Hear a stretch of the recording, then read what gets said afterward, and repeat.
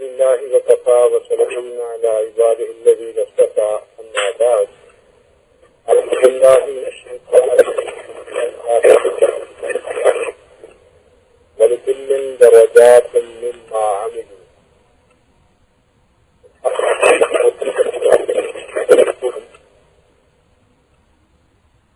والسلام على المرسلين والحمد لله رب العالمين على سيدنا محمد وعلى آله وبارك اللهم صل على سيدنا آل سيدنا محمد وبارك وسلم على سيدنا محمد وعلى آل سيدنا محمد وبارك وسلم.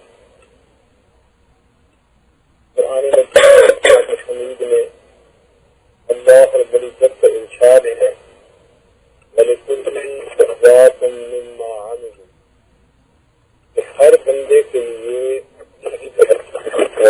جتنا اس نے عمل کیا ہوا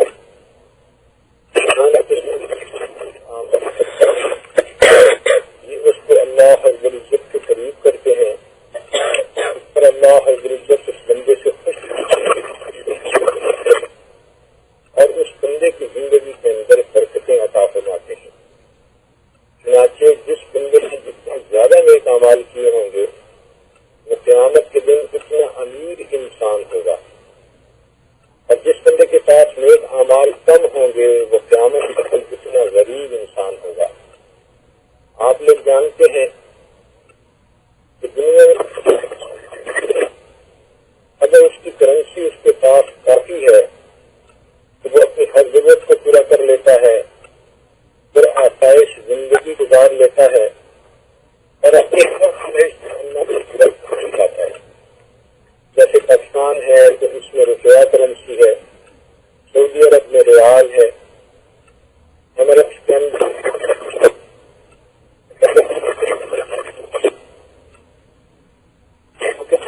پاؤنڈ ہے، اور اسی طرح دنیا کے مختلف ممالک کی اپنی اپنی کرنسی ہے. اب جس ملک میں انسان رہتا ہو اگر وہ کرنسی اس کے پاس زیادہ ہے تو وہ امیر انسان سمجھا جاتا ہے. چنانچہ قیامت کے دن کی کرنسی انسان کی نیکیاں ہیں. جس انسان کے پاس قیامت کے دن زیادہ نیکیاں ہوں گی وہ اتنا امیر انسان ہوگا. اس کے لیے صراط سے گزرنا آسان، اللہ تعالیٰ کے حضور جواب دینا آسان، جنت میں اونچے درجات پہنچنا اس کے لیے آسان. اس لیے مومن کو چاہیے کہ وہ نیک اعمال کر کر اپنے آپ کو دکھائے، نیک عمل کر کر کے تھکے اور تھک تھک کے پھر نیک عمل کرے، لگا رہے اور بتا رہے. دنیا کی دستور ہے کہ جب کوئی چیز کسی سے مانگی جائے تو اس سے تھوڑے وقت میں زیادہ کام نکالتے ہیں. مثلاً آپ کے گھر کے اندر استری خراب ہو گئی اور آپ نے اپنے پاس والے گھر سے استری منگا لی، بہن کے گھر سے، تو آپ صرف اپنے کپڑے استری نہیں کریں گے بلکہ آپ اپنے خاندان کے، اپنے بچوں کے ایک دن کے نہیں بلکہ ایک ہفتے کے استری کر لیں گی کہ بھائی مجھے بار بار یہ چیز مانگی نہیں جاتی. تو چیز جو ہو اس سے تھوڑے وقت میں زیادہ کام نکالتے ہیں. بس یہی سمجھ لیجیے کہ یہ 6 فٹ کا جسم جو اللہ رب العزت نے ہمیں عطا کیا یہ ہماری اپنی ملکیت نہیں، یہ ہمارے پاس ادھار ہے. اب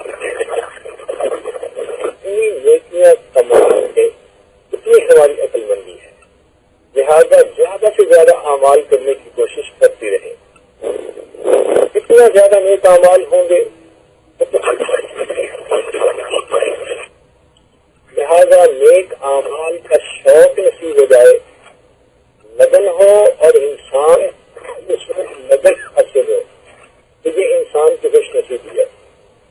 اللہ رحمۃ اللہ علیہ نے لکھا ہے کہ ایمان کے سبب انسان جنت میں داخل ہوگا اور اعمال کے بقدر اس کے درجات ہوں گے. جتنا اس کو خوشی ہوگی کہ نبی علیہ السلام کا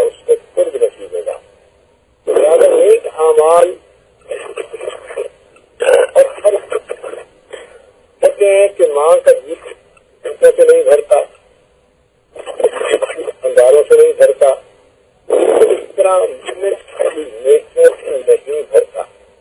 جتنی بھی وہ نیکیاں کر لے اس کا بھی چاہتا ہے میں اور اپنے پاس اعمال کو اکٹھا کر لوں. اس لیے وہ اعمال جو انسان زیادہ کرے اور بالآخر اللہ رب العزت کو قرب پا لے کہ یہ انسان خوش نصیبی کی بات ہوتی ہے. عام طور پر یہ سوچتے ہیں لوگ کہ جی ہمارے پاس تو فرصت ہی نہیں, ہمارے پاس تو وقت ہی نہیں, ہم تو اپنے جاب میں مصروف ہوتے ہیں اور مصروف ہوتی ہیں. کچھ ایسے کام ہیں جو انسان ان کاموں کے ساتھ ساتھ کر سکتا ہے اور وہ کرنے میں آسان لیکن نیکیاں کمانے میں بڑے اعلیٰ. حتیٰ کہ ایسے اعمال جن کو اگر آپ کریں تو فرشتے نیکیاں لکھ لکھ کر تھک جائیں, گناہ مٹ جائیں اور فرشتے نیکیاں لکھ لکھ کر تھک جائیں. تو آج کی اس مجلس میں میں آپ کے سامنے چند اعمال ایسے کھولوں گا جو آپ پہلے سے جانتے ہیں لیکن ان کی تفصیل سن کر آپ خود محسوس کریں گی کہ واقعی یہ کام تو ہم بھی کر سکتے ہیں آسانی کے ساتھ. سنیے اور دل کے کانے سے سنیے کہ وہ جن کو کرنا بھی آسان ہے اور جن پر اللہ کو اجر بھی اتنا اجر ملتا ہے کہ فرشتے تھک جاتے ہیں. ان اعمال کو آپ ذرا تفصیل کے ساتھ سن لیجیے اور پھر اگر آپ ان کو کرنا شروع کر دیں گی تو آپ کی زندگی میں نیکیوں کے انبار لگ جائیں گے. قیامت کے دن آپ آئیں گی تو نیکیوں کے پہاڑ لے کر آئیں گی اور اللہ رب العزت کو بھی اس پر خوشی ہوگی کہ میری بندی نے دنیا میں اتنے اچھے اعمال کیے. ان میں سے پہلا عمل ہے استغفار. اللہ تعالیٰ قرآن مجید میں فرماتے ہیں ما کان اللہ لیعذبہم وانت فیہم وما کان اللہ معذبہم وہم یستغفرون. اے میرے پیارے حبیب صلی اللہ علیہ وسلم, اللہ تعالیٰ ان لوگوں کو عذاب نہیں دے گا جب تک آپ موجود ہیں. وما کان اللہ معذبہم وہم یستغفرون, اور اللہ تعالیٰ تب تک بھی عذاب نہیں دے گا جب تک کہ یہ استغفار کرتے رہیں گے. استغفار کہتے ہیں اپنے گناہوں پر نادم ہونا. زندگی میں جو کوتاہیاں کی, جو سستیاں کی, جو گناہ کیے, ان تمام کے اوپر دل میں شرمندہ ہونا, دل میں فوری کر لینا, جس کو استغفار کہتے ہیں. جب انسان سوچتا ہے یہ کام نہیں کرنا چاہیے تھا تو ہو مجھ سے غلطی ہوئی, میں نے یہ کام برا کر لیا. جب انسان یہ سوچتا ہے کہ اس کو استغفار کہتے ہیں. چنانچہ یہ استغفار انسان کے گناہوں کی بخشش کا بھی سبب بنتا ہے. دوسری بات کہ اللہ تعالیٰ کے عذاب کو بھی ٹال دیتا ہے.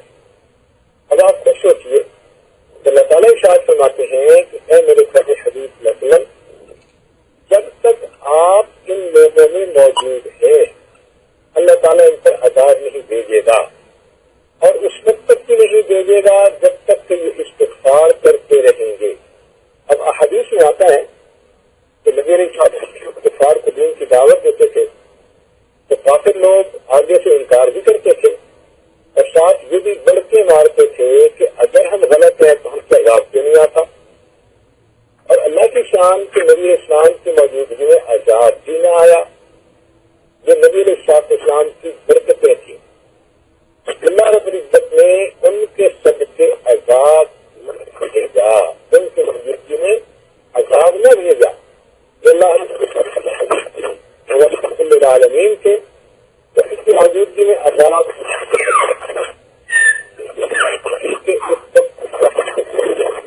جب تک کہ آپ ان میں موجود ہیں اور جب تک یہ استغفار کرتے رہیں گے اس وقت تک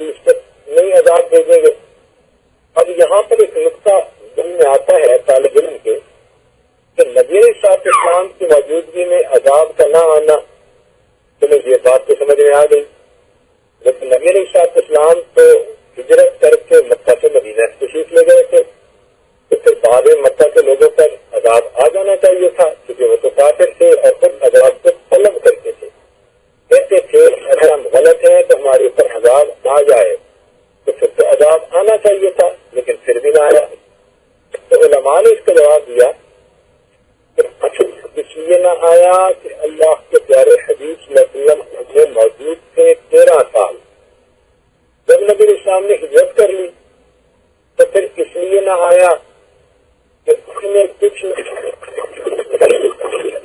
جنہوں نے اپنا ایمان کو چھپائے رکھا لیکن ہجرت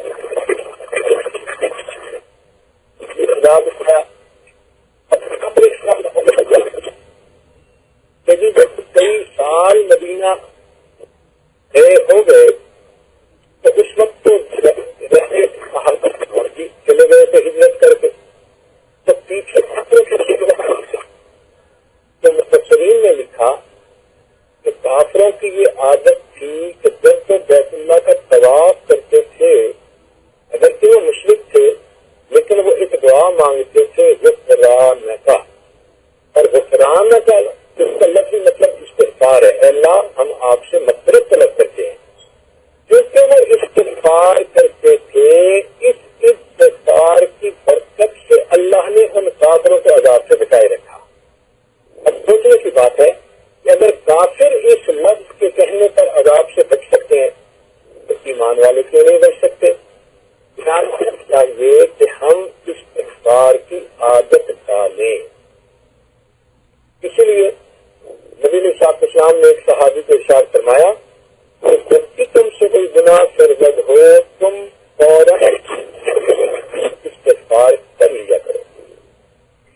اس میں کیا چاہیے کہ میں بار بار گناہ کرتا ہوں، بار بار میں استغفار کرتا ہوں، فائدہ ہے.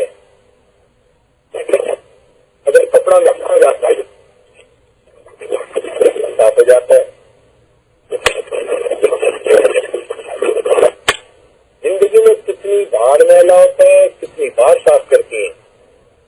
اب اگر کوئی بندہ پہلی دفعہ سوچے کہ کپڑا تو میلا ہو گیا، دھوئیں گے تو پھر میلا ہو جائے گا، تو دھونے کا کیا فائدہ؟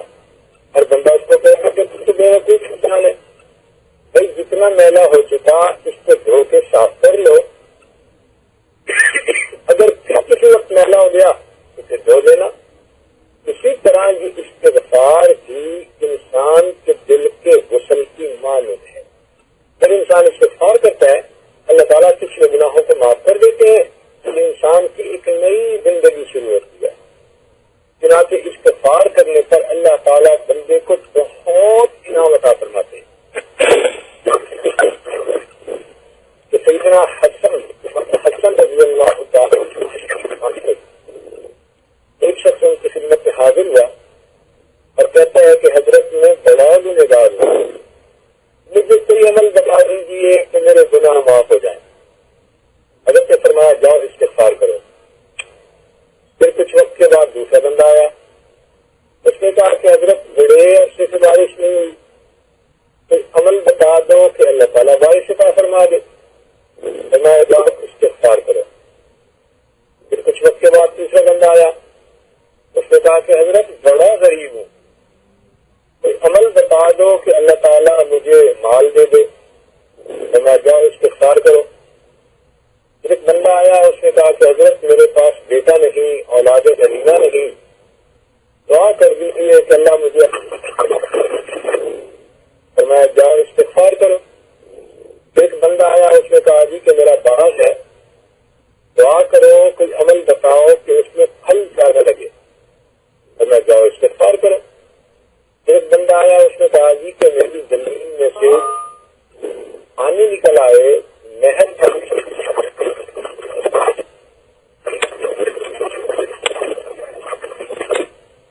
اب جس بندے نے ان ساری باتیں سنی تھی وہ بڑا حیران. کہنے لگا حضرت یہ آپ کے پاس عجیب نسخہ آ گیا ہاتھ میں، جو آتا ہے ایک ہی بات اس کو بتا دیتے ہیں. تو امام حسن رضی اللہ تعالیٰ عنہ نے فرمایا کہ دیکھو میں اپنی طرف سے یہ نہیں بتا رہا، قرآن قرآن مجید نے یہ نسخہ بتایا. چنانچہ اللہ تعالیٰ ارشاد فرماتے ہیں، قرآن مجید کی آیت ہے، فَقُلْتُ اسْتَغْفِرُوا رَبَّكُمْ، استغفار کرو اپنے رب کے سامنے، إِنَّهُ كَانَ غَفَّارًا، وہ گناہوں کی مغفرت کرنے والا ہے. يُرْسِلُ السَّمَاءَ عَلَيْكُمْ مِدْرَارًا، وہ تمہارے اوپر بارشیں برسائے گا. وَيُمْدِدْكُمْ بِأَمْوَالٍ، اور مال کے ذریعے تمہاری مدد کرے گا. وَبَنِينَ، کے ذریعے تمہاری مدد کرے گا. وَيَجْعَلْ لَكُمْ جَنَّاتٍ، اور تمہارے سے اللہ باغ بنا دے گا. وَيَجْعَلْ لَكُمْ أَنْهَارًا، اور اللہ تعالیٰ تمہارے لیے پانی کے چشمے جاری فرما دے. اب آپ ذرا غور کریں کہ آپ کی جتنی بھی پریشانیاں ہوتی ہیں وہ ان میں سے کوئی نہ کوئی ایک ہوتی ہے. کوئی عورت اپنے گناہوں کی طرف سے پریشان، کوئی اپنے مالی حالات کی وجہ سے پریشان، کوئی اولاد بیٹا نہ ہونے کی طرف سے پریشان، کوئی کاروبار نہ چلنے کی وجہ سے پریشان. پریشانی کی بنیادی وجہ اور ایک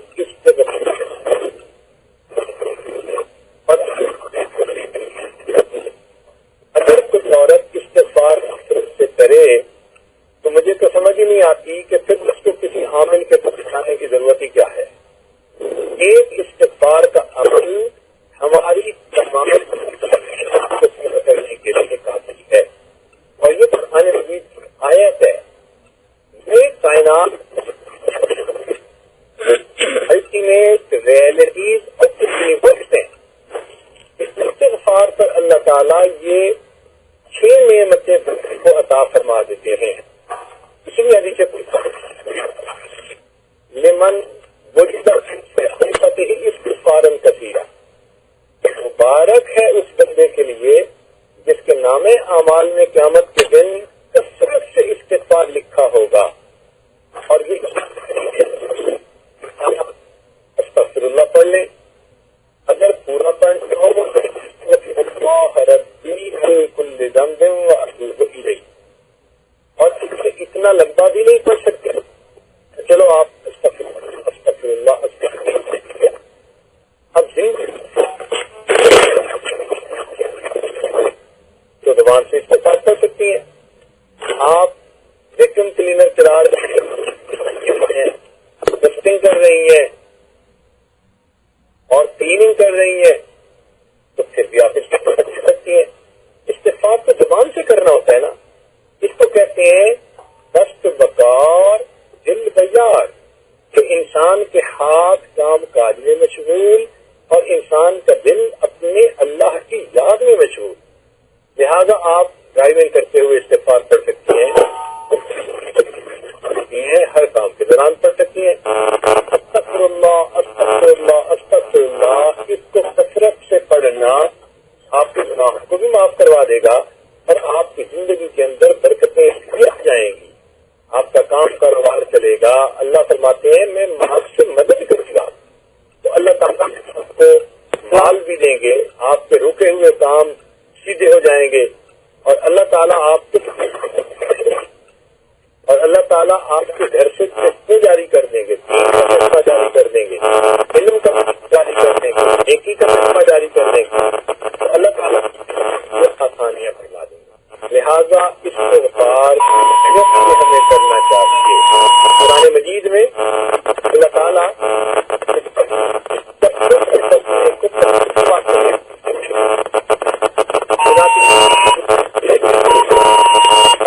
پیدا ہوتا ہے کہ استغفار کون کرے. سنیے اور دل کے کانوں سے سنیے کہ ہر شخص کے لیے استغفار کرنا ضروری ہے. انسان جو بھی ہے اس کو استغفار کرنا ضروری ہے. چنانچہ جو کافر ہو وہ کفر سے استغفار کرے، توبہ کرے، نادم ہو، شرمندہ ہو اور ایمان لائے. جو اس پر چکا وہ اپنے گناہوں سے توبہ کرے. ہم سے دیکھو گناہ بھی تو ہوتے ہیں، کبھی آنکھ میں غلط دیکھ لیا، جھوٹ نکلا، کسی کا دل دکھا بیٹھے، ان گناہوں پر بھی استغفار کرنا، اور خبر کا کہے کہ جی میں تو مومن بھی ہوں اور میں ایسے گناہ بھی نہیں کرتا، تو اس کو چاہیے استغفار کرے کہ کتنا وقت اس کا ایسا گزرتا ہے جب وہ اللہ سے غافل ہوتا ہے۔ 24 گھنٹے تو ہم اللہ تعالیٰ کو یاد نہیں رکھ پاتے، یہ تو اللہ والوں کو توفیق نصیب ہوتی ہے۔ لہذا غفلت سے استغفار کرے۔ اگر کوئی بندہ کہے کہ میں مومن بھی ہوں، گناہوں سے بھی بچتا ہوں، غافل بھی نہیں ہوتا، تو وہ شیطانی نفسانی وساوت سے استغفار کرے۔ دنیا کا کون سا بندہ ہے جو کہے کہ مجھے وساوت نہیں آتی؟ اور تو اور عین حالت نماز میں وسوسے آتے ہیں۔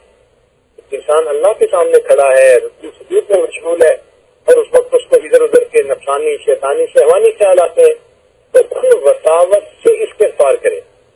اور اگر کوئی بندہ یہ کہے مومن بھی ہوں، گناہ بھی نہیں کرتا، غافل بھی نہیں ہوتا، مجھے نفسانی شیطانی وسوسے بھی نہیں آتے، تو اس بندے کو چاہیے کہ اپنے اخلاص کی کمی پر استغفار کرے۔ ایسا تو ممکن ہی نہیں کہ انسان کہے کہ میں نے تو جی اخلاص کی انتہا کری، یہ کبھی بھی نہیں ہو سکتا۔ جتنی اخلاص سے ہمیں عبادت کرنی چاہیے تھی ہم نہیں کر پاتے۔ لہذا معلوم ہوا کہ کائنات میں ہر بندے کو استغفار کرنا ہے، ہر بندے کو اللہ رب العزت کے سامنے معافی مانگنی ہے۔ جب استغفار کریں گے تو پھر اللہ رب العزت کی طرف سے رحمتیں ہوں گی، اللہ تعالیٰ خیر کا معاملہ فرما دیں گے۔ تو استغفار ہر بندے کو کرنا۔ سوچئے نبی علیہ السلام کی کتنی پیاری زندگی تھی، پاکیزہ زندگی تھی، دین کی محنت والی زندگی تھی کہ آپ صلی اللہ علیہ وسلم ساری رات اللہ کی عبادت کرتے تھے، حتیٰ یتورمت قدماہ، رمین پہ، اور آپ جب حجۃ الوداع پر تشریف لے گئے تو اللہ رب العزت نے فرمایا فسبح بحمد ربک واستغفرہ، کرو تسبیح کرو اور اللہ کے سامنے استغفار کرو۔ اللہ اکبر کبیرہ، حیران ہوتے ہیں کہ ایسی کہ وہ پھولوں سے زیادہ پاکیزہ زندگی، کتنی پاکیزہ اور عفیف زندگی، اس پر اللہ فرماتے ہیں کہ استغفار کیجیے۔ تو پھر ہم اور آپ کس کھیت کی گاجر مولی ہیں کہ ہم سوچتے ہمیں استغفار کی ضرورت نہیں ہے۔ استغفار کرنا ہے، اور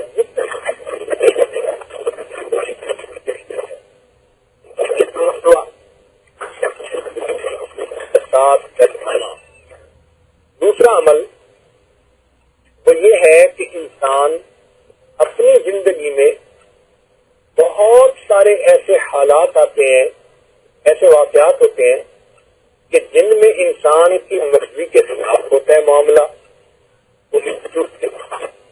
دل دکھتا ہے، پریشانی ہوتی ہے، تو ایسے حالات صبر کر لینا، خاموش ہو جانا، برداشت کر لینا، اس کو صبر کہتے ہیں۔ یہ صبر اتنا بڑا عمل ہے کہ اللہ تعالیٰ نے ارشاد فرمایا انما یوفی الصابرون اجرہم بغیر حساب، کہ میں صبر کرنے والوں کو بلا حساب اجر کروں گا، یعنی اتنا اجر عطا کروں گا کہ جس کا حساب ہی نہیں۔ چنانچہ جو باتیں میں نے کہی کہ عمل تو یہ مختصر ہے، مگر اجر اتنا کہ فرشتے نیکیاں لکھ لکھ کر تھک جائیں، تو جس اجر کو اللہ بلا حساب بغیر حساب کہتے ہیں وہ پھر کتنا عمل ہوگا۔ تو واقعی فرشتے ان نیکیوں کو لکھ لکھ کے تھک جاتے ہیں۔ تو مرضی کے خلاف کاموں پر رد عمل نہ کرنا، اس کو استغفار کہتے ہیں۔ ایک بات ذرا ذہن میں رکھیں کہ وہ جگہ جہاں انسان کی ہر مرضی پوری ہوگی اس جگہ کا نام جنت ہے۔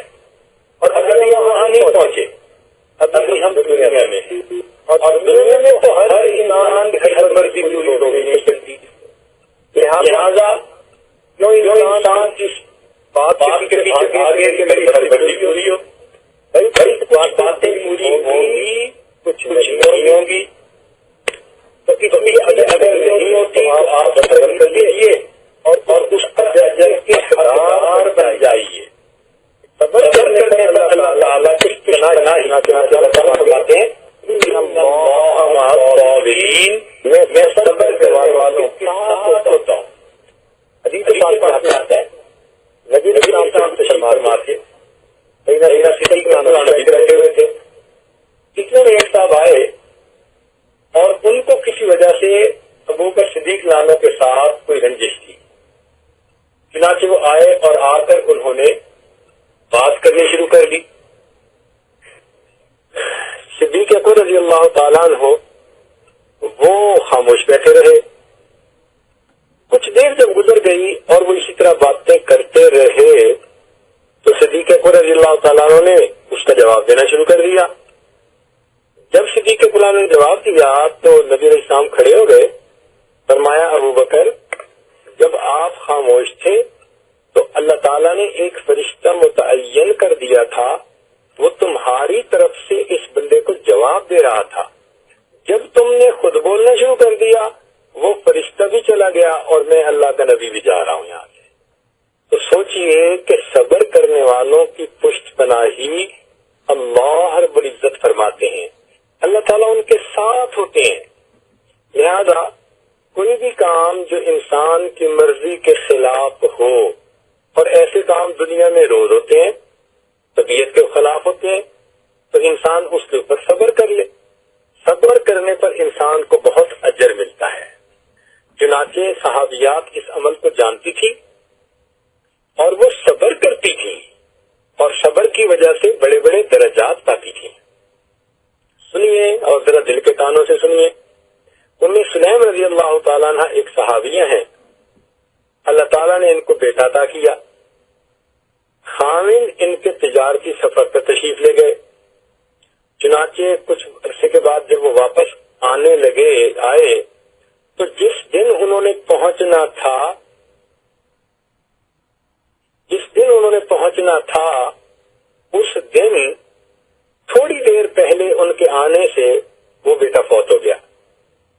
اب ام سلیم رضی اللہ تعالیٰ عنہ نے سوچا کہ اگر میں اس وقت رونا دھونا کروں گی تو میرے خاوند اتنے عرصے کے بعد گھر واپس آ رہے ہیں، ان کو بھی پریشانی ہوگی، ٹینشن ہوگی، شوق لگے گا، تو بجائے اس کے کہ میں ان کو پریشان کروں میں ہی صبر کر لیتی ہوں تاکہ خاوند گھر آ جائیں اور اطمینان سے میں ان کو بعد میں بتا دوں گی۔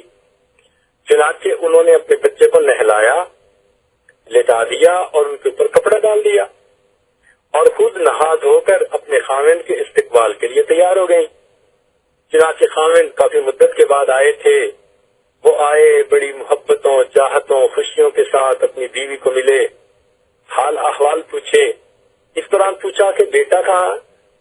تو انہوں نے ایک ایسا لفظ استعمال کیا جو دو معنی رکھتا تھا کہ وہ بڑا پرسکون ہے۔ خاوند یہ سمجھے کہ شاید وہ بچہ سویا ہوا ہے، رات کا وقت تھا تو انہوں نے کہا کوئی بات نہیں، صبح اپنے بچے کو مل لیں گے، سونے دیں۔ لہذا اب انہوں نے کھانا کھایا، بیٹھے، باتیں کی، حتیٰ کہ وہ رات ایسی تھی کہ جس میں خاوند بیوی کی ملاقات بھی ہوئی۔ اب ذرا آپ غور کیجئے اس ماں کا دل کتنا بڑا ہوگا کہ جس کے بیٹے کی لاش چارپائی پر پڑی ہے اور وہ اپنے خاوند کی خوشی کی خاطر خاموش ہے اور اس کے ساتھ وقت گزار رہی ہے۔ جب رات گزری، خاوند نے اپنی بیوی سے مل لیا اور تھکن بھی دور ہو گئی، سکون ہوا، تو صبح کی نماز پڑھ کے جب آئے تو انہوں نے اپنے خاوند سے پوچھا کہ اگر کوئی آدمی کسی کو امانت دے اور کچھ عرصے کے بعد واپس مانگے تو کیا کرنا چاہیے؟ خاوند نے کہا کہ بھئی امانت واپس کرنی چاہیے۔ تو انہوں نے کہا اچھا، پھر اللہ تعالیٰ نے مجھے اور آپ کو ایک امانت دی تھی، وہ اللہ تعالیٰ نے ہم سے واپس لے لی، اب آپ اپنے بچے کو قبرستان لے جائیں، جنازہ پڑھ کے دفنائیں اور خوشی کے ساتھ ایسا کریں۔ وہ صحابی تو حیران رہ گئے اپنی بیوی کے اس عمل کو دیکھ کے، یہ کتنی وفادار ہے، کتنی محبت کرنے والی، کتنا مجھ پہ قربان ہونے والی ہے، میری خوشی کی خاطر اس نے اتنا بڑا صبر کر لیا۔ چنانچہ انہوں نے جا کے نبی علیہ السلام کو یہ بات بتائی تو نبی علیہ السلام نے فرمایا کہ بنی اسرائیل میں ایک صابرہ گزری ہے، اللہ تعالیٰ نے میری امت کی صابرہ ام سلیم کو بنا دیا۔ اللہ تعالیٰ نے میاں بیوی کی اس رات کی ملاقات کے اندر برکت ڈال دی، ام سلیم پھر حاملہ ہوئی اور اللہ نے ان کو ایک ایسا بیٹا دیا جو حدیث کا عالم بنا، قرآن کا حافظ بنا۔ اللہ رب العزت مہربانی فرما دیتے ہیں۔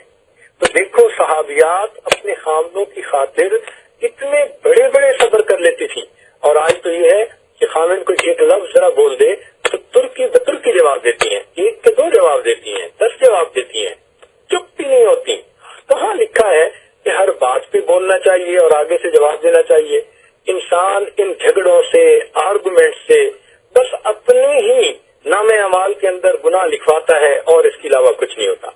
یاد رکھیے، انا، ہٹ دھرمی، ضد، یہ وہ چیزیں ہیں کہ جس سے انسان اللہ کی نگاہوں سے گر جاتا ہے، اور آرگومنٹس ہوتے ہی اسی لیے ہیں کہ میں نہیں ماننی، بس جو میں کہہ رہی ہوں وہ بالکل ٹھیک ہے، تم میری مانو گے تو بات بنے گی۔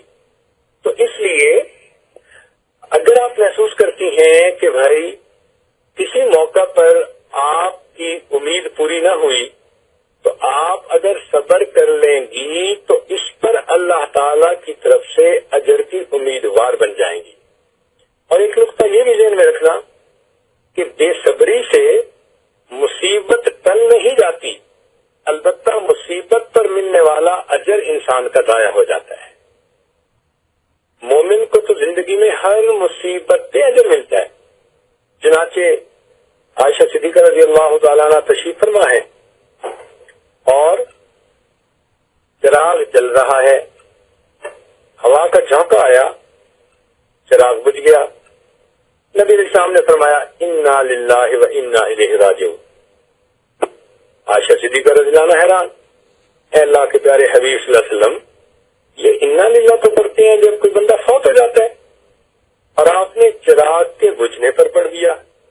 نبی علیہ السلام نے فرمایا کہ مومن کو چراغ کے بجھنے پر صبر کر لینے پر بھی اللہ تعالیٰ اجر عطا فرماتے ہیں۔ تو سوچئے کہ چراغ بجھنے پر اتنا اجر ہے، تو اگر کسی کے گھر میں قریبی عزیز رشتہ دار کی زندگی کا چراغ بجھ جائے اور اس پر وہ صبر کر لے تو اللہ تعالیٰ کتنا اجر عطا فرمائیں گے۔ لہذا مرضی کے خلاف کاموں پر رد عمل نہ کرنا، ریئیکٹ نہ کرنا، اس کو صبر کہتے ہیں، اور اس صبر کی ذریعے سے اپنے اللہ کو خوش کر لیجیے۔ مثال کے طور پر توجہ کیجیے، ساس اور نند کی زیادتیوں پر صبر کر لینا، خاوند کی طبیعت غصے والی ہے، اس کی کڑوی کسیلی سن کر خاموش ہو جانا، خاوند نے بے پرواہی کی کسی موقع پر صبر کر لینا، خاوند کا کاروبار نہیں چل رہا اور وہ بیوی کو ڈائمنڈ کی انگوٹھی نہیں لے کے دے رہا، صبر کر لینا۔ کتنی چیزیں ایسی ہیں کہ مرضی کے مطابق ہو ہی نہیں سکتی، لہذا ہر وہ چیز جو مرضی کے خلاف ہو اس پر اپنے آپ کو روک لینا، اس کو صبر کہتے ہیں، اور صبر پر انسان کو اللہ تعالیٰ بہت اجر فرماتے ہیں۔ ایک تو صبر کرنے والے کے ساتھ اللہ کی مدد ہوتی ہے، اور دوسرا جو اجر ملتا ہے وہ بے حساب ہوتا ہے۔ اللہ تعالیٰ نے قرآن مجید میں فرمایا انما یوفی الصابرون اجرہم بغیر حساب۔ مومن کو تو یہاں تک اجر ملتا ہے کہ علماء نے لکھا کہ اگر کسی بندے کے 2 جیبیں، ایک دائیں طرف ایک بائیں طرف، اور اس نے اپنے پیسے ایک جیب میں ڈالے، نکالنے لگا تو دوسری جیب میں ہاتھ ڈالے اور اس میں پیسے تھے نہیں، تو ہاتھ ڈالتے ہی اس کے دل پہ صدمہ ہوا، اس نے کہا پیسے کدھر گئے؟ اب اگر اس کو دوسری جیب سے پیسے مل بھی گئے تو یہ جو تھوڑی دیر کی اس کو تکلیف ملی، اللہ اس پر بھی اس مومن کو اجر عطا فرماتے ہیں۔ مومن کو کوئی مصیبت آتی ہے نا تو اس وقت اس کی دعائیں بڑی جلدی قبول ہوتی ہیں، بڑی جلدی قبول ہوتی ہیں. اس لیے بیمار بندے کی دعا قبول، مسافر کی دعا قبول، مصیبت زدہ کی دعا قبول. تو جب کبھی آپ کا دل ٹوٹے اور آپ اس وقت اپنے آپ کو برداشت کر جائیں اور اپنے اللہ سے دعا مانگیں، قبولیت دعا کا بہترین وقت ہوتا ہے. یہ ایک ایسا راز ہے کہ اگر آپ سمجھ لیں تو اپنی زندگی میں آپ پتہ نہیں کتنی دعاؤں کو قبول کروا سکتی ہیں. ہمارے بزرگوں نے اس نے کہا، ایک آدمی چلتا ہوا جا رہا ہے، اس کو ٹھوکر لگی. اب ٹھوکر لگے پر کئی لوگ تو ہوئی کرتے ہیں اور پتنی ہاں کرتے ہیں. فرمایا کہ اگر ٹھوکر لگے تو ہوئی وغیرہ کرنے کی بجائے یوں کہے اللہ مجھے میری مغفرت کر دے، اللہ مجھے معاف کر دے. تو یہ ٹھوکر لگنے پر جو تکلیف پہنچی یہ قبولیت دعا کا وقت تھا. لہذا اگر اس نے کہا اللہ میری مغفرت کر دے، اللہ تعالیٰ ٹھوکر لگنے پر مومن کے گناہوں کی بخشش فرما دیتے ہیں. کتنا آسان کام ہے. اور دیکھو ہم کتنے بڑے بڑے اجر ضائع کر لیتے ہیں تھوڑی سی بے صبری سے. اور بے صبری سے ملتا کیا ہے؟ الٹا کام جو ٹھیک ہونا ہوتا ہے وہی خراب ہو جاتا ہے. لہذا اپنے اندر صبر کی صفت کو پیدا کر لیجیے. یہ صفت کئی لوگوں میں فطری طور پر زیادہ ہوتا ہے اور کئی لوگوں کو یہ اپنے اندر پیدا کرنا پڑتا ہے. تو آپ اکثر سوچیں کہ بھئی کائنات کا نظام میری مرضی سے تو چل نہیں رہا، اللہ کی مرضی سے چل رہا ہے، اور کچھ کام میری مرضی کے مطابق ہوں گے، کچھ خلاف ہوں گے. لہذا اگر کوئی کام مرضی کے خلاف بھی ہو گئے تو میں اللہ سے راضی ہوں، وہ مجھے جس حال میں بھی رکھے. تو جب آپ صبر کر لیں گی تو اللہ تعالیٰ اس پر آپ کو بے پناہ اجر عطا فرما دیں گے. لہذا ایک تو تھا استغفار کثرت سے کرنا، اور دوسرا تھا کہ مرضی کے خلاف کاموں پہ رد عمل نہ کرنا، یعنی صبر کر لینا. یہ دو آج میں نے عمل آپ کے سامنے کھولے. تیسرا عمل اس کو کہتے ہیں شکر.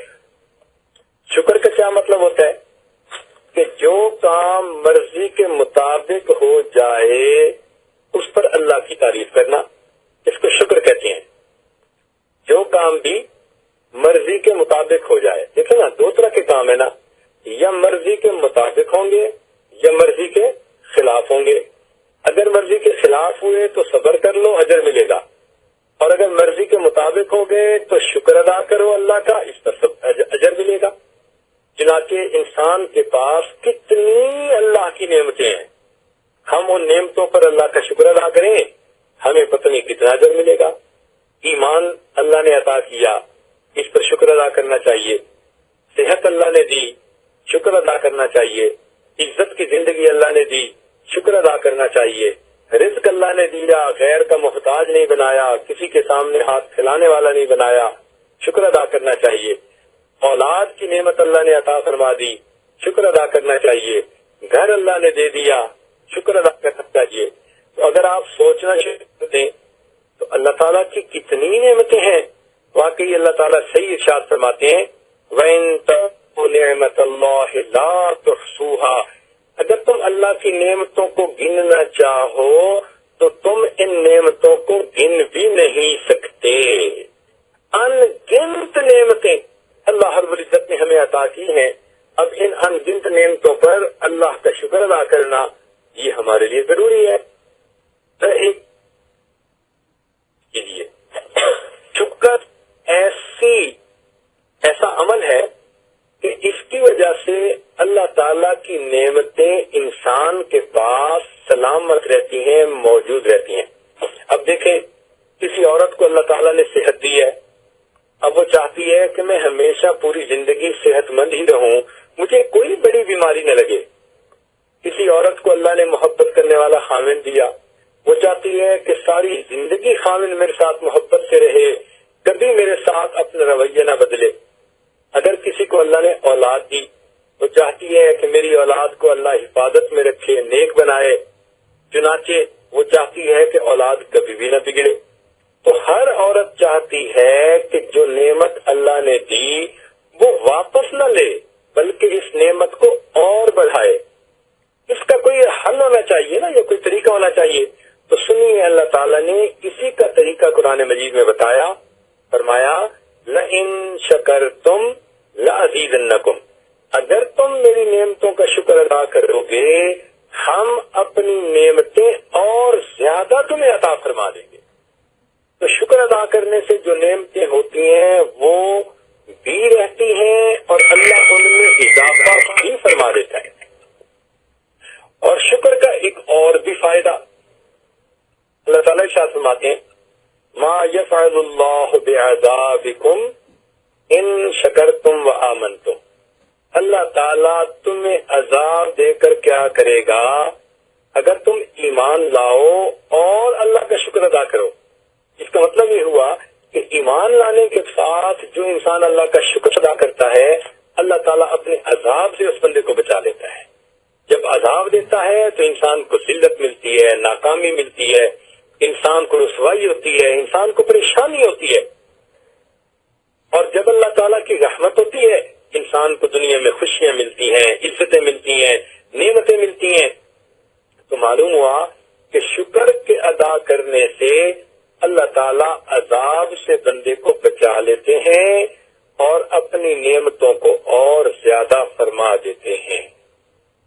ہمیں شکر اللہ تعالیٰ کا بہت ادا کرنا چاہیے. اب شکر ادا کرنے کے کئی طریقے. ایک طریقہ تو یہ ہے کہ زبان سے اللہ کی تعریف کرو. چنانچہ علماء نے لکھا کہ کسی بندے کو کتنی نعمتیں کیوں نہ مل جائیں، اگر اس نے اس کے بعد الحمدللہ کہہ دیا تو گویا اس نے اللہ کی نعمت کا شکر ادا کر دیا. الحمدللہ، یہ الحمدللہ کا لفظ اللہ کو اتنا اچھا لگتا ہے، اتنا پسند ہے کہ اللہ تعالیٰ اس بندے کو اپنے شکر گزار بندوں میں شامل کر لیتے ہیں. چنانچہ قرآن بھی شروع الحمد سے. اور جنتی جب جنت میں جائیں گے قرآن کہتے ہیں قیل الحمدللہ رب العالمین. جنت میں بھی جنتیوں کی گفتگو یہی ہوگی کہ وہ اللہ کی حمد بیان کرتے رہیں گے. تو دیکھیے یہ حمد اللہ کو کتنا پیارا. تو ہم بھی الحمدللہ الحمدللہ اس کو کہنے کی عادت ڈالیں. ہمیں یہ کہنا اتنا اس کی عادت نہیں ہے، اس لیے کہ ہمیں کسی نے سمجھایا ہی نہیں ہے، ورنہ تو ہم ایک دن میں ہزاروں دفعہ الحمدللہ کہیں. جب عادت نہیں ہوتی تو بندہ الحمدللہ کا نام ہی نہیں لیتا. کھانا کھا کے الحمدللہ نہیں کہہ سکتے، اچھا جو ہے نا وہ ڈرنک پی کے الحمدللہ نہیں کہہ پاتے. اللہ کی نعمتوں پر ہم اللہ کا شکر ہی نہیں ادا کر سکتے. لیکن جب کوئی سکھاتا ہے، سمجھاتا ہے تو پھر یہ عمل کرنا آسان ہو جاتا ہے. لہذا آج سے آپ اپنی عادت ہی بنا لیں کہ ہر بات پہ الحمدللہ الحمدللہ الحمدللہ اتنا بولیں کہ ایک دن میں سینکڑوں مرتبہ یہ لفظ استعمال کریں. اب آپ سوچیں گی کہ سینکڑوں نعمتیں پتہ نہیں ہیں یا نہیں، اور سینکڑوں مرتبہ الحمدللہ کہنے کے لیے کہہ رہے ہیں. تو ذرا سنیے کہ انسان کے پاس نعمتیں ہیں کتنی. مثال کے طور پر جب آپ کے دل کو خوشی ملے، سکون ملے، کام آپ کی مرضی کے مطابق ہو جائے تو یہ اللہ کی نعمت ہے. اب سنیے ذرا، مثلا آپ نے ساس کو خوش پایا، نند کو راضی پایا، تو یہ الگ الگ اللہ کی نعمتیں ہیں یا نہیں؟ نماز آپ نے وقت پہ پڑھ لی، اللہ کی نعمت. ناشتہ وقت پہ آپ کو نصیب ہو گیا، اللہ کی نعمت. خامد حشاش بشاش گھر میں واپس لوٹا، اللہ کی نعمت. آپ نے بچوں کو خیریت سلامتی کے ساتھ دیکھا، اللہ کی نعمت. آپ نے کوئی دعا کی اور وہ قبول ہو گئی، اللہ کی نعمت. آپ سوئی اور آپ کو بھرپور نیند آ گئی، اللہ کی نعمت. بھوک میں تھی، اللہ نے وقت پہ کھانا دے دیا، اللہ کی نعمت. پیاسی تھی، اللہ نے آپ کو پانی پلا دیا ٹھنڈا، اللہ کی نعمت. نیند آپ کو آئی تھی، اللہ نے ایئر کنڈیشن کمرے میں فوم کے گدے پر لٹا دیا، اللہ کی نعمت. یہ تمام نعمتیں ہیں یا نہیں؟ آپ چاہتی تھی کہ آپ کپڑے دھوئیں، وقت پہ کپڑے دھل گئے، کوئی رکاوٹ نہیں آئی، اللہ کی نعمت. کھانا وقت پہ آپ نے پکا لیا، اللہ کی نعمت. مہمان آپ کے گھر سے خوش چلے گئے، اللہ کی نعمت. آپ نے روزانہ قرآن پڑھ لیا پابندی کے ساتھ، اللہ کی نعمت. کسی دن آپ نے بے پردگی نہیں کی، بے پردگی نہ ہوئی، یہ بھی اللہ کی نعمت. آپ نے کسی دن کسی کا دل نہیں دکھایا، یہ بھی اللہ کی نعمت. ذرا گننا تو شروع کریں. یوں لگے گا کہ ہر لمحے ہمارے اوپر تو اللہ کی نعمتیں ہی ہیں، ہم تو یقیناً گن ہی نہیں سکتے. اب جب اتنی نعمتیں ہیں تو ہمیں اس کے بارے میں کیا کرنا ہے؟ ہمیں اس کے بارے میں اللہ کا شکر ادا کرنا ہے. اور شکر ادا کرنے کا ایک طریقہ کہ زبان سے الحمدللہ کہیں، اور دوسرا طریقہ کہ اپنے اعمال سے ہم اللہ تعالیٰ کی فرما برداری کریں، اللہ کی نافرمانی سے بچیں. اس لیے کہ محسن کی بات کو ٹالتے ہوئے بندے کو شرم آتی ہے. تو جب اللہ کے اتنے احسانات ہیں تو اللہ کے حکم کی نافرمانی کرتے شرم آنی چاہیے. جی وہ اتنے احسانات ہیں، میں اس کے حکم کو ٹال دوں، میں اس کے حکم کو توڑ دوں، میں اس کی نافرمانی کر لوں، تو واقعی انسان کو ایسا ہی کرنا چاہیے. لہذا یہ دو صفتیں ہیں، خلاف طبیعت کام ہو جائے تو صبر کر لے، اور اگر طبیعت کے مطابق ہو جائے تو شکر ادا کر لے. اللہ تیری بھی کیا شان بڑی ہے کہ مومن کے لیے کتنی آسانیاں کر دی. صبر کرنے والا بھی جنتی اور شکر کرنے والا بھی جنتی، دونوں کو جنت عطا فرما دی. چنانچہ کہتے ہیں کہ ملا نصیر الدین ان کی بیوی بہت خوبصورت تھی، اور خود جو تھے وہ شکل کے بالکل ہی انوکھے سے تھے. تو ایک دن بیوی نے غسل کیا، بال بنا رہی تھی، اور یہ اس کو دیکھ کے مسکرائے. تو بیوی ان کو دیکھ کے مسکرائی اور کہنے لگی کہ ہم دونوں جنتی. ان کا اچھا، تمہارے ہاتھ میں جنت کے گرین کارڈ کہاں سے آ گئے؟ وہ کہنے لگی یہ کہ آپ مجھے دیکھتے ہیں تو اللہ کا شکر ادا کرتے ہیں، میں آپ کو دیکھتی ہوں تو صبر کرتی ہوں. صبر کرنے والا بھی جنتی، شکر کرنے والا بھی جنتی. تو واقعی بات تو ایسی ہے. تو اس وقت میں نے 3 اعمال آپ کے سامنے کھولے ہیں. ایک استغفار کثرت سے کرنا، دوسرا صبر کرنا، مرضی کے خلاف کام ہونے پر رد عمل نہ کرنا، اور تیسرا اللہ تعالیٰ کی نعمتوں پر اس کا شکر ادا کرنا. لہذا یہ 3 اعمال ہی شاید کافی ہیں. اب ایک تو اعمال میں مختصر سے بتا دیتا ہوں کیونکہ وقت کافی ہو چکا، کہ چوتھا عمل ہے درود شریف کو کثرت کے ساتھ پڑھنا. اب اس کی تفصیل تو پھر دوسری کسی محفل میں ہوگی. تاہم حدیث پاک میں آتا ہے، ایک حدیث پاک ہے، ایک درود شریف ہے، جزا اللہ عنا محمدا ما هو اہلہ. یہ حدیث پاک میں نبی اسلام نے ارشاد فرمایا جو شخص یہ درود شریف پڑھتا ہے تو یہ درود شریف فرشتوں کو 6 مہینے تک اس کا اجر لکھنے پر مشقت میں ڈال دیتا ہے. تو میں نے آپ سے کہا نا کہ گناہ مٹ جاتے ہیں اور فرشتے نیکیاں لکھ لکھ کر تھک جاتے ہیں. تو درود شریف پڑھنے پر اللہ تعالیٰ رحمتیں برساتے ہیں، مشکلات کو آسان فرماتے ہیں. تو یہ چوتھا عمل ہے. اور 5واں عمل سبحان اللہ و بحمدہ سبحان اللہ العظیم، ان کو پڑھنا کیونکہ حدیث پاک میں آتا ہے کلمتان حبیبتان الی الرحمن، 2 کلمے ایسے ہیں جو اللہ رب العزت کو بڑے پسند ہیں، خفیفتان علی اللسان، زبان پر بہت آسان ہلکے ہیں، ثقیلتان فی المیزان، اور وہ نامۂ اعمال کے اندر بڑے بھاری ہیں. سبحان اللہ و بحمدہ سبحان اللہ العظیم. لہذا اس کو بھی آپ یاد کر لیں اور بات کرتے ہوئے سبحان اللہ کا لفظ کثرت سے کریں. مثلا آپ بات کر رہی ہیں، کہیں سبحان اللہ، اللہ تعالیٰ نے میرے پر یہ مہربانی کر دی اور میرا بچہ فرسٹ آ گیا، سبحان اللہ. سبحان اللہ کو بھی کہنے کی عادت ڈالیں، الحمدللہ کی بھی عادت ڈالیں، استغفر اللہ پڑھنے کی بھی عادت ڈالیں، اور سبحان اللہ پڑھنے کی بھی عادت ڈالیں. انشاءاللہ ان اعمال کے کرنے سے اللہ تعالیٰ آپ کی عزت میں، مال میں، اعمال میں، اولاد میں برکتیں عطا فرمائیں گے، اور قیامت کے دن اللہ تعالیٰ آپ کو نبی علیہ السلام کی شفاعت نصیب فرمائیں گے. اصولی بات یہ ہے جو انسان معصیت سے بچتا ہے اللہ تعالیٰ اس کا حامی و ناصر ہو جاتا ہے. اللہ رب العزت ہمیں ہر نافرمانی سے محفوظ فرمائے اور شریعت و سنت والی زندگی گزارنے کی توفیق عطا فرمائے. وآخر دعوانا ان الحمد للہ رب العالمین. अभी थोड़ी देर के लिए सब लोग मुराकिब हो जाएं। तरीका ये है कि अपनी आंखों को बंद कर लें, सर को झुका लें, दुनिया और जो कुछ दुनिया में है उससे हट कट के अल्लाह रब्बुल इज्जत की याद में डूब जाएं।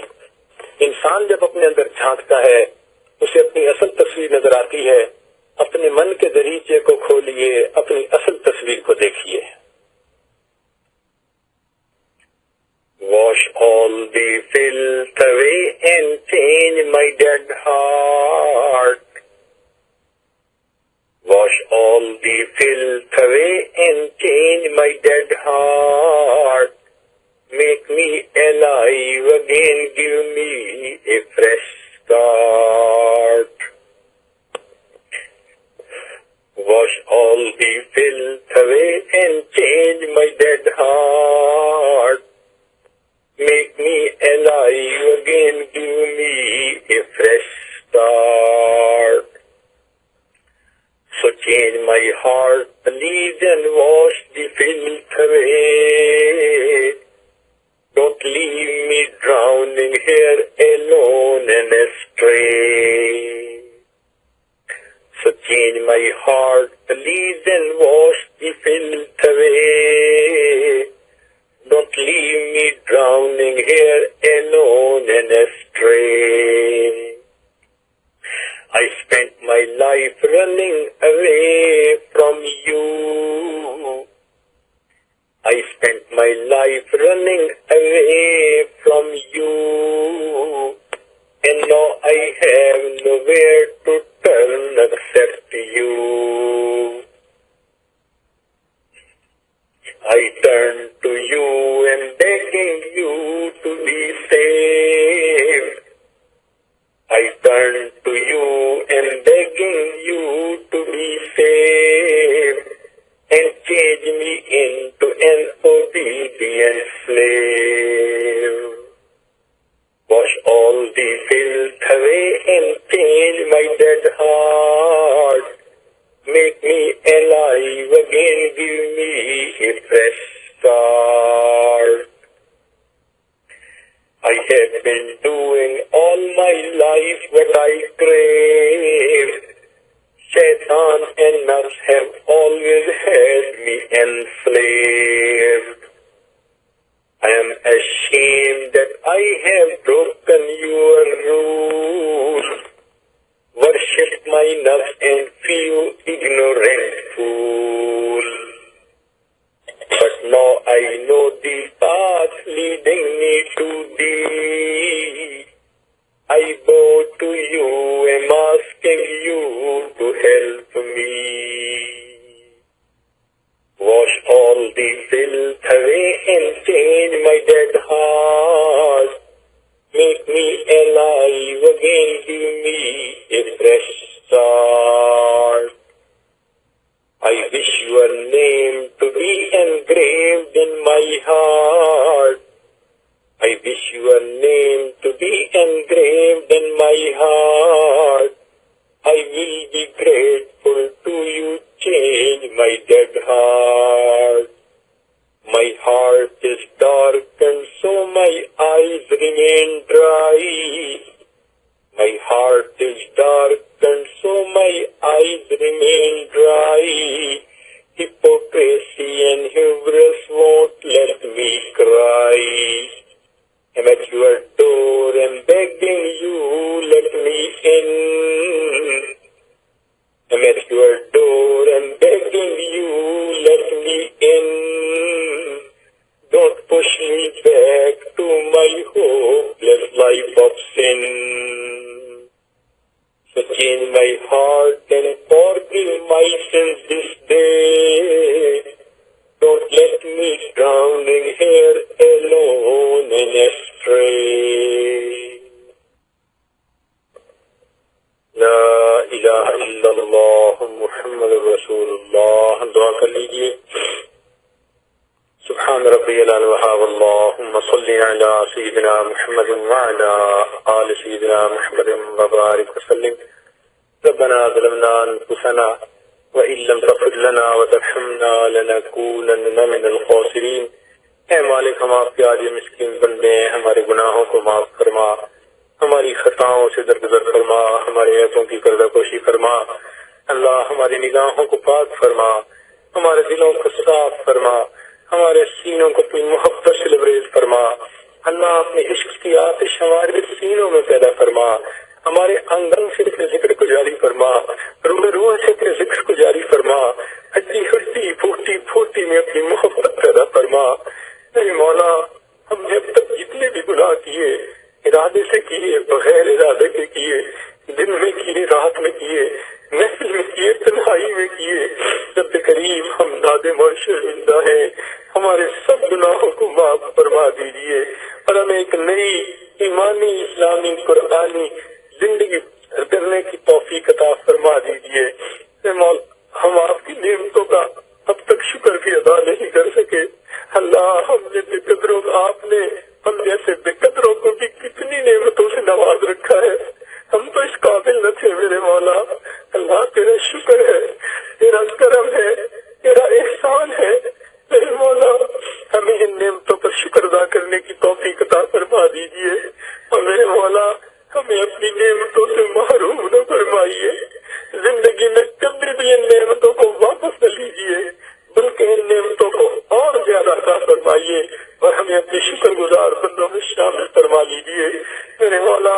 ہماری زندگی میں کتنے اوقات ایسے ہیں چھوٹی چھوٹی بات پہ بے صبری کر دکھا جاتے ہیں اور اجر کے محروم ہو جاتے ہیں، اے اللہ ہمیں وہ ظرف دے دیجیے، وہ دل دے دیجیے، وہ حوصلہ دے دیجیے، اللہ ہم ایسے کاموں پر صبر کر لیں اور اجر کے مستحق بن جائیں میرے مولا۔ رحمتوں کا معاملہ فرمائیے، ہمیں اپنے مقبول بندوں میں شامل فرما لیجیے رب کریم، جو مانگا وہ بھی عطا فرمائیے، جو مانگنا چاہیے تھا نہیں مانگ سکے وہ بھی عطا فرمائیے، اے اللہ اس سے پہلے کہ لوگ ہمیں کلمہ پڑھائیں ہمیں اپنے اختیار سے کلمہ پڑھنے کی توفیق عطا فرما، اس سے پہلے کہ ہماری ظاہر کی آنکھیں بند ہو جائیں من کی آنکھیں کھلنے کی توفیق عطا فرما، اس سے پہلے کہ لوگ ہمیں غسل دیں ہمیں غسل توبہ کرنے کی توفیق عطا فرما، اور اس سے پہلے کہ لوگ ہمیں کفن پہنائیں اللہ ہمیں تقویٰ کی پوشاک پہننے کی توفیق عطا فرما، اور اس سے پہلے کہ ہماری نماز پڑھی جائے اللہ ہمیں نماز کی پابندی اور حضوری نصیب فرما، اور اس سے پہلے کہ قیامت کے دن آپ کے سامنے پیشی ہو اللہ ہمیں اپنی بارگاہ میں قبولیت نصیب فرما۔ رب کریم زندگی میں کبھی بھی بے سہارا نہ فرما، کبھی بھی بے آسرا نہ فرما، کبھی بھی اپنے در سے دور نہ فرما، کبھی بھی نفس و شیطان کے حوالے نہ فرما، حاسدوں کے حوالے نہ فرما، دشمنوں کے حوالے نہ فرما، ہمیشہ اپنی رحمتوں کی ٹھنڈی چھاؤں نصیب فرما میرے مولا۔ جتنے بھی لوگ یہ آواز سن رہے ہیں اللہ سب کی نیک مرادوں کو پورا فرما اور ہمیں اپنے نیک بندوں میں شامل فرما، نیک اعمال کا شوق عطا فرما، اور اے اللہ ہمیں گناہوں کی ذلت سے محفوظ فرما اور ہمیں طاعات کی عزت نصیب فرما۔ ربنا تقبل منا انك انت السميع العليم تب علينا انك انت التواب الرحيم صلى الله تعالى على حبيبه سيدنا محمد وآله وأصحابه أجمعين برحمتك يا أرحم الراحمين۔